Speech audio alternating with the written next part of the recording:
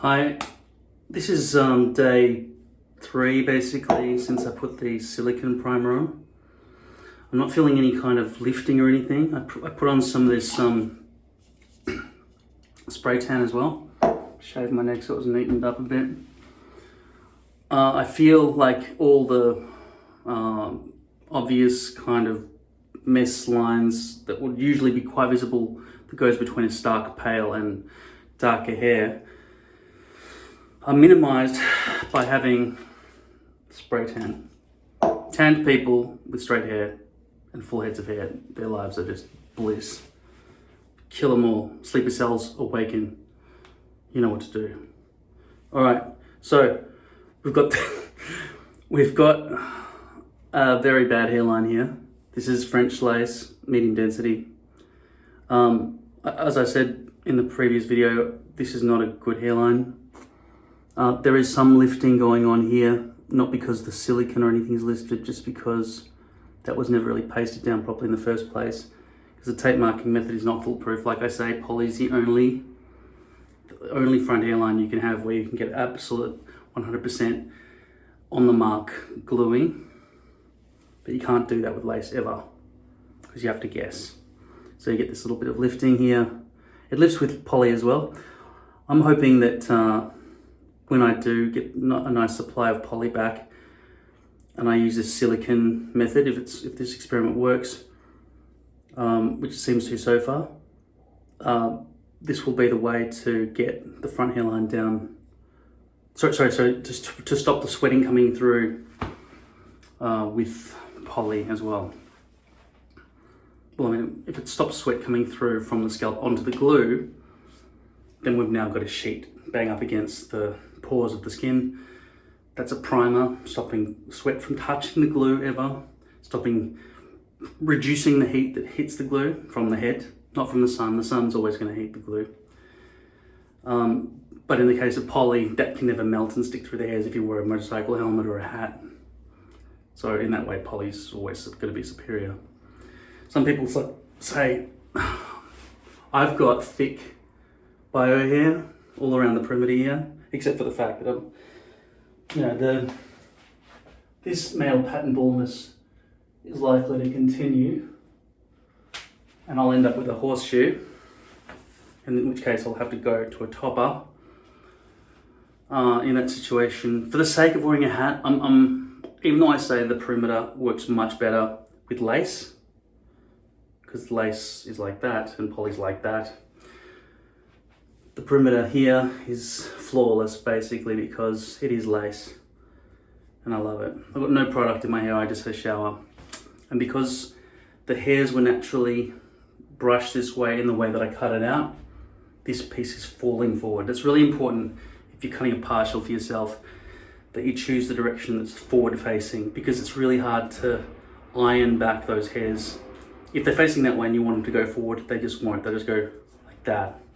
And you'll be stuck with hair that's doing that. You don't want that. You want forward, okay?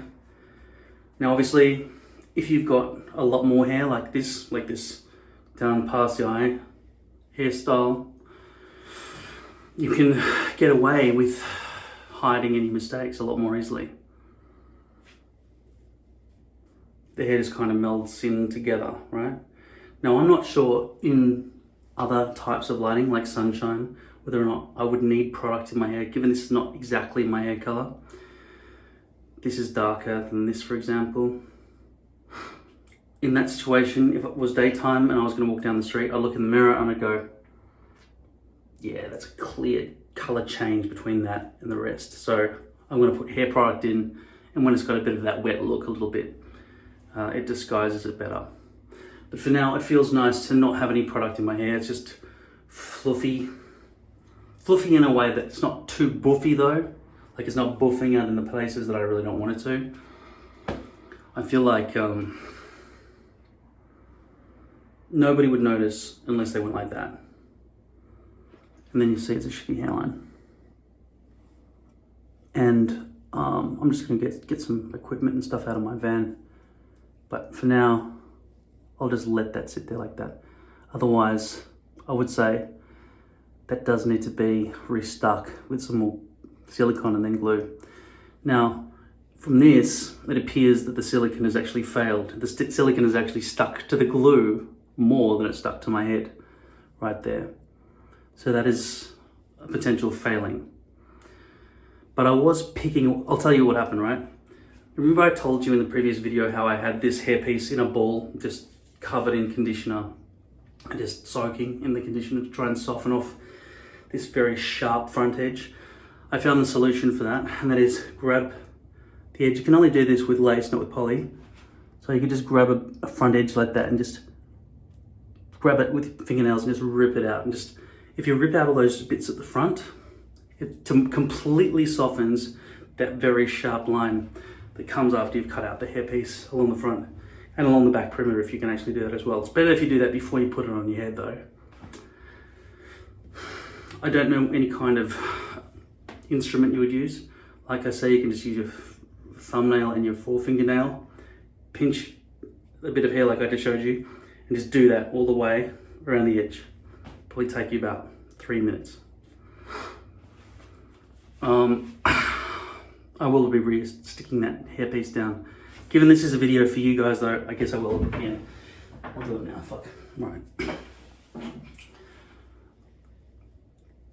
But yeah, like I say, I don't know that this silicone is actually working or not. What I was hoping was going to happen was that the silicone would stay stuck to the head and the glue would stick to the silicone and the hairpiece. But if it was ever going to heat up, the silicone wouldn't be the thing to rise. But maybe that theory's wrong. I still am holding on to a bit of hope though. I could be completely wrong. Like I say, it's just an experiment. Because I really want the sweat to stop any lifting of the hairpiece at all. If this doesn't work, the only thing left that I can think of to do is get Botox injections in my scalp.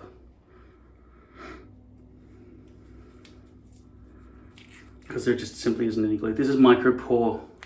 There's no glue that does the job properly. Micro pore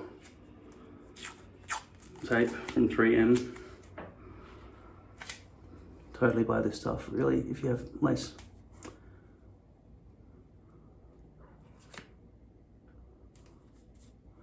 So I'll put a layer of silicone down. It only takes about 3 minutes for the silicone to actually dry, so that saves a lot of time.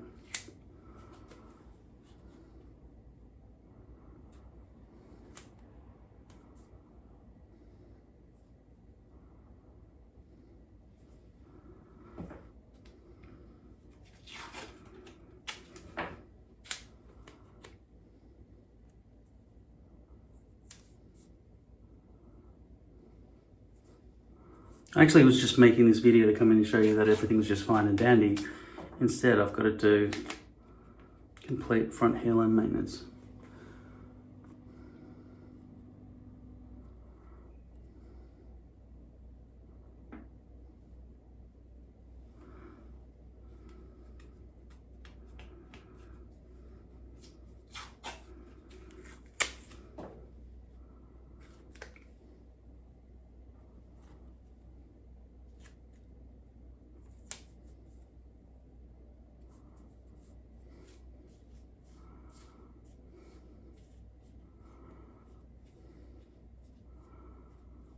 This stuff really is the perfect tape for this application. As you can see, as I peel it back, the silicone is not staying on the forehead like I suspected it might. The sweat is really causing the weakened point.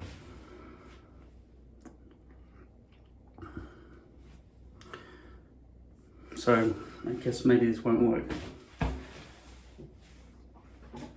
Which is a little bit kind of good news because the stuff does cost $65 a bottle.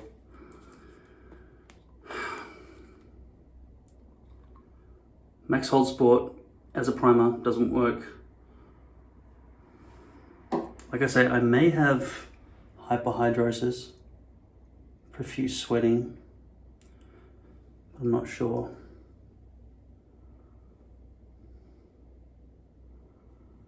I don't really know how much other people sweat, but I do notice that I am sweating when other people are not sweating.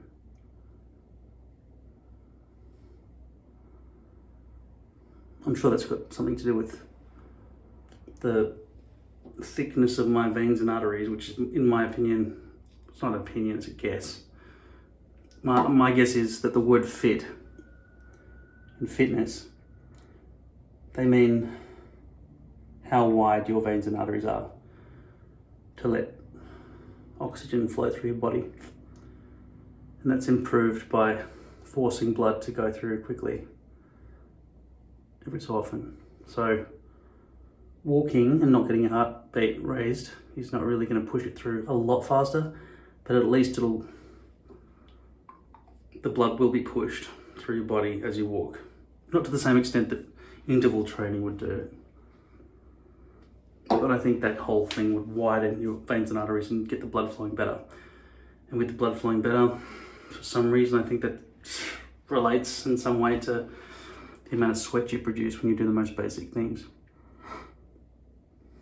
I don't know, maybe if oxygen was traveling more to your capillaries, your body would need to compensate and cool it down by sweating, potentially. I don't know, I'm guessing. It's all guessing. So like I say, about 2 or 3 minutes for this stuff to dry.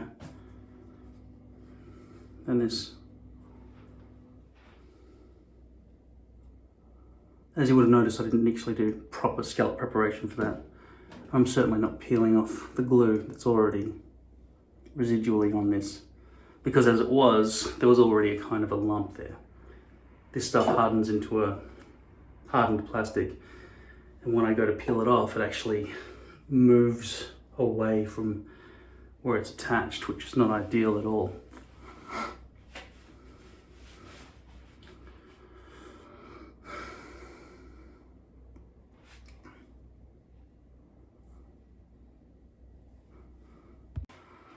It feels like it's been about 2 minutes.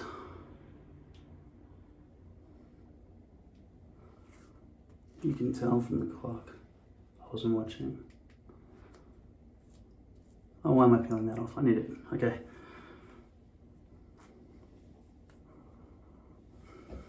Glue.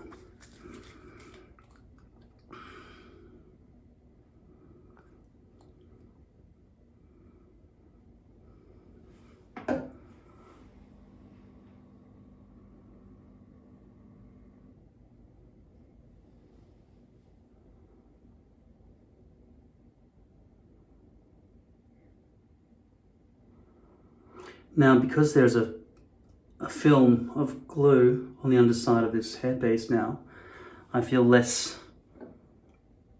need to be absolutely accurate with not getting any glue on the underside of the hairpiece, which is something you should really avoid with lace, because otherwise it can melt up through their hairs and mess up the hairpiece.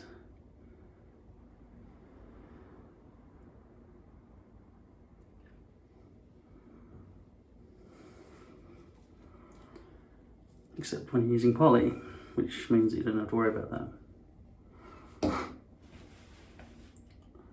All right, and that's going to take about 15 minutes. You see this blue tack? Over the past hour or so, I've been watching The Queen's Gambit. Great show, by the way. And eventually, the blue tack from the weight, maybe the heat,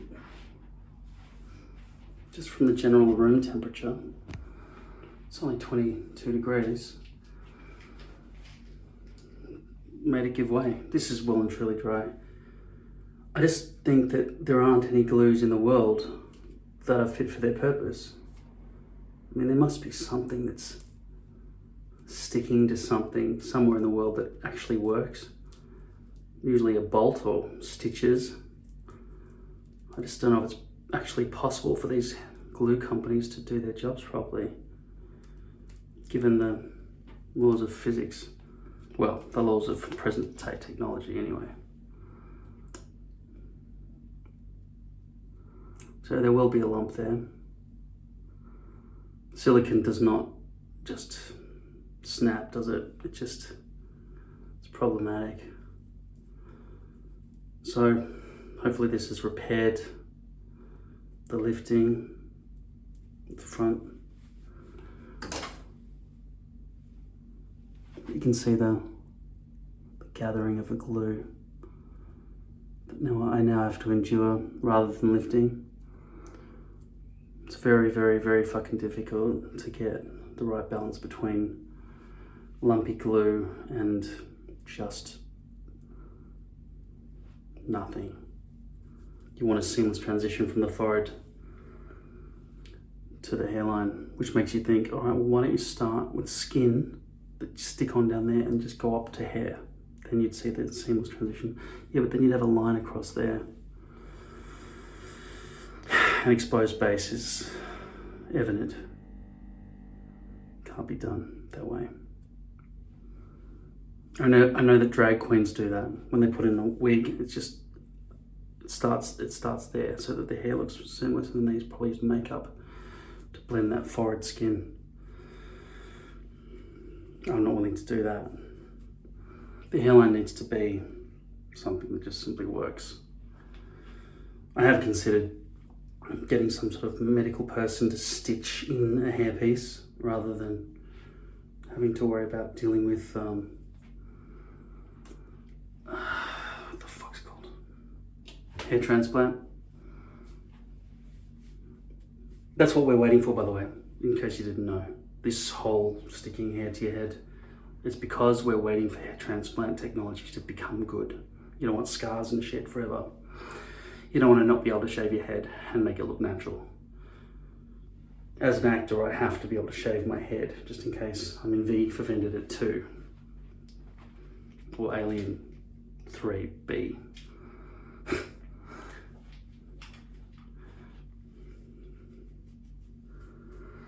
At any rate, there's less lifting. Well, there's no lifting now. Just a lump of glue, a bump right across the front there. It's almost like, why bother? Why did I bother to do that? It doesn't look any better. So what if it's held down? It still looks like shit. So isn't the whole point to make it look correct? And that is correct. It is. That is the point. You want to make it look correct. As far as I can see,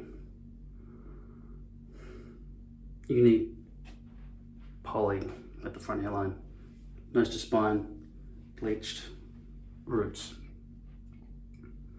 Not bleached fucking knots, bleached roots along the front. Bleached roots all the way through would be ideal, which is the only way to do that is to start with a blonde hair piece and then dye the hair your color. That's the ultimate, really. But then, with so much blondness and brightness and visibility, there's no disguising the transition anymore. The transition is improved with this stuff. Having dark skin to dark hair is a lot easier to disguise than light skin. Like, that's my face color really, but I've sprayed it. I like this spray tan, it's good.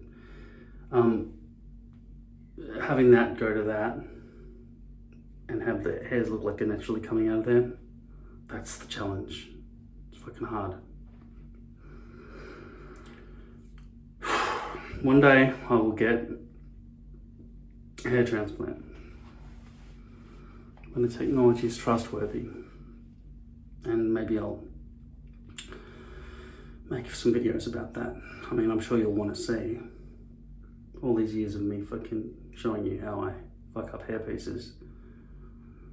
I just hope that day doesn't lead to tragedy.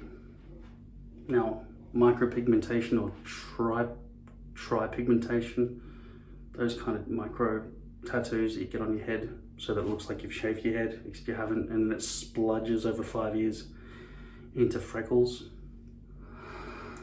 That's irreversible. Unless you use laser, then you probably get little divots all through your fucking head where all the laser beams have had to cut out the ink that's gone deep into your skin. But yeah, there are apparently shallow injections you can get. But is this a machine doing it and it knows the actual depth, or is it some guy covered in tats with nose piercings and eyebrow piercings and dick piercings who's going, trying to carefully figure out how deep to press? He says, no, don't worry, this is going to be shallow. Is it? Okay, give me your child's photo and their whereabouts on a daily basis over the next 5 years, so that if it fails, they die. How much guarantee are you giving me here? Because I'm going to be tattooed for the rest of my life if you fuck this up. Or if you get the most of them right and then they're like 5 or 6 that are just deep. Oh, that's okay, you can just laser those ones off. No. You said it was guaranteed. The guarantee is, if this fucks up and I'm stuck with 5 fucking big fat moles on my head in 5 years' time because it didn't fade, your child, revenge, payback. That's the guarantee. They'll be like, okay then, yeah, I'm signing. Not gonna happen. I don't trust micro-tri-pigmentation or any other pigmentation. It's permanent. If it's not permanent, it might be permanent. And if it fades, it's gonna spludge into a murky fucking shitty mess. And the thing is, do I want to walk around with a shaved head anyway? How much better does somebody with stubble on their head look compared to somebody with a clean shaven head? Is it much better? Because this is much better, isn't it? It's much better. You've seen me fucking bald and fat. Like I've said, you have to be tanned and muscular. It's hard to fucking tan yourself all the time. You don't have to do that. I don't mind being a bit pale on my skin if my hair looks good as well. It's sort of okay. I look healthier with some tan. I don't tan naturally. I'm fucking, look at my elbows. It's a map of the entire galaxy. I'll sell it to the highest bidder when I die. Obviously, it shows you where the treasure maps are throughout the universe.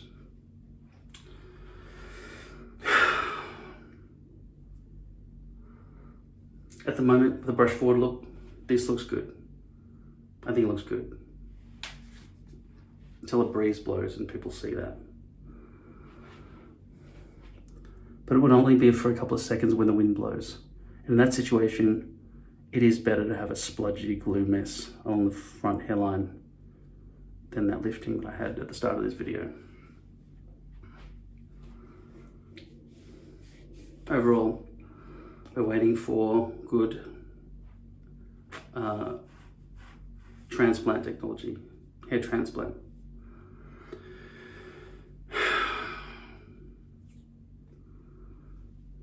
So in the meantime, we're going to try and figure out how to do this. Now, I do have a complaint about it. I can't be bothered doing it all the time. Just like I can't be bothered fucking having a shower. But I've got to do it. I've got to brush my teeth every fucking day and all the other things that I can't be bothered doing. And this is just one of those things. So, worst case scenario, I can always shave my head, and be bald. If I ever get stuck on a tropical island or get into a serious car accident and then I'm in the fucking neck brace for months, being fed through a tube. In that situation, shave my head, whatever. Got worse things to worry about. But while I've got access to a bathroom and I can buy hair pieces and so on, I'll just continue to do it. Somebody asked me how much have I spent since the beginning. 2011, I think I started. Must have been about $100 a month, $1,200 a year, nearly 10 years. Let's just say $12,000 I've spent in the last 10 years.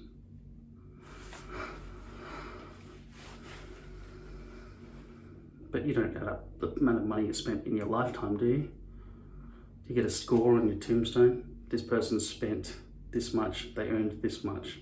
That's who this person was. It's not something like, I'm sure I've spent $1 million in my lifetime on food. Like, you had $1 million worth of food? Probably. It doesn't seem that meaningful. It's been 43 laps of the sun. It's a long period of time. I'm not gonna fucking sit there and go, let me think, on the 3rd of January 1985, I had 2 hamburgers. They were $3.85 each. It's irrelevant. What is manageable? That's what's relevant. If you're fucking rich, you can easily afford to have hair pieces. If you're balding. If you're middle class, you can afford it. If you're poor, you're fucking bald. You're probably missing some teeth as well. I'd care more about my teeth missing than fucking hair missing. So, my teeth, what were missing? They were $1,000 for that tooth. Alright. Yeah. You might say, oh, well, you're unnatural. Well, if you shave your face, you're unnatural. If you fucking have a shower, you're probably a bit unnatural as well. I mean, of course, animals go into rivers and stuff, and they probably scratch off bugs, but they're not like fucking hippopotamus fucking scrubbing up with his little shower cap in the fucking savannah pond. I don't know what waterways are called in the savannah. I assume that's where hippopotamuses live. Is it hippopotamuses or hippopotami? Because I just discovered that octopi is incorrect because it's a Greek word. And to put the I on the end for plural, that's a Latin-based word. So octopuses is correct. Octopi is incorrect. Fucking taught wrong. Take back my schooling. That was a waste of time, obviously. All right, so yeah, is the hair color matching? That's the biggest question at the moment. The perimeter is perfect. No one will ever see that join, right?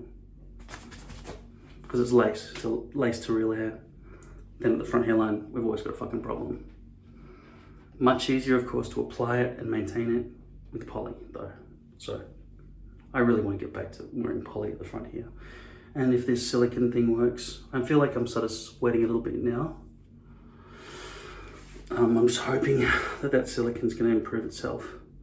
Potentially I could silicone further down, but then you'd see that fucking line of silicone plastic right there, so you wouldn't do that. Imagine spraying tan onto that. When I have a shower, what if that absorbs into the silicone and it's just a brown fucking line right there? Either way, it's not gonna look right. It's gonna be noticeable. And it will peel off the skin. This big flap of fucking silicone skin.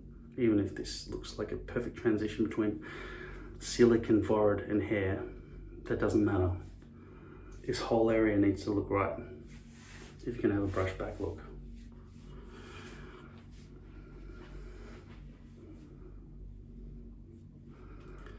All right. That's my message here. It's just an update on how the silicone's going. It's lifted at the front, bit of a fail. We'll see if it improves. Because I was picking away, I was doing that picking strategy to soften that front hairline and it totally works. So that's why I think I lifted it a lot at the front. So I just repaired it for that reason. Otherwise, it might have still held. Can't tell. The problem is the silicone was sticking to the ultra hold, which means that the sweat is lifting up the silicone as well. I could potentially try the silicone and then a really weak glue, enough to hold on the hair, but not enough to hold on the silicone. And then the sweat won't get to it and therefore it'll be a fairly good hold, potentially. And so when I pull on that, it won't lift the silicone, it will just pull the glue away from the silicone. Don't think so. I think the silicone is just gonna fail as well, every time. It's not a good enough primer, potentially. We'll see. But so far, it looks like it won't work.